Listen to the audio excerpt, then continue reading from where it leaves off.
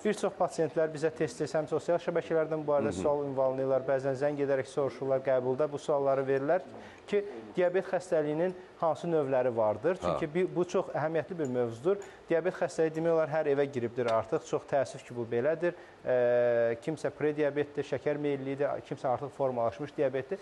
Bəzən pasiyentlər sual verirlər ki, bu diabet qalıcıdırmı? Yəni, bu məndən çəkilib gedə bilərmi? Bu haqda istəyirəm ki, efir vasitəsilə sizlərin köməklə biz bu suallara cavab tapaq. Bəli, bir çox hallarda diabet qalıcı olur, təəssüf ki. İlk öncə bilmək lazımdır ki, diabetin iki böyük tipi var və bir sıra xırda genetik tipləri vardır. Ən çox rast gələn o iki böyük tipdir. Bunun bir hissəsi gənclərdə rast gəlir, diabetin bir 10% qədərini təşkil edir.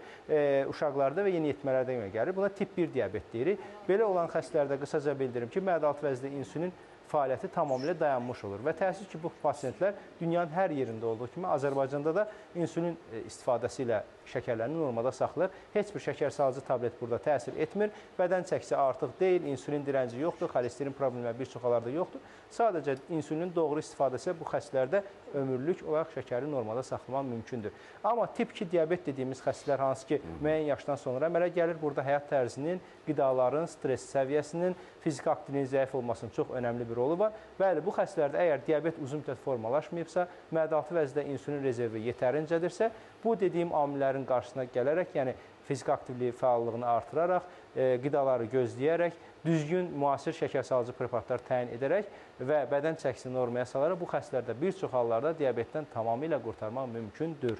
Bunu mən buradan vurğulayım. Ona görə də pasiyentlərin diabet xəstəliyi aşkarlanması zamanı tez və doğru düzgün müayinələrə cəlb olunması çox önəmlidir. Buyursunlar bizə müraciət etsinlər və biz ətraflı metabolik sindromu araşdıraraq bu xəstələrdə əgər mədə-altı vəzi rezervi qorunubsa, onları diabetdən azad edə bilərik. İnşallah.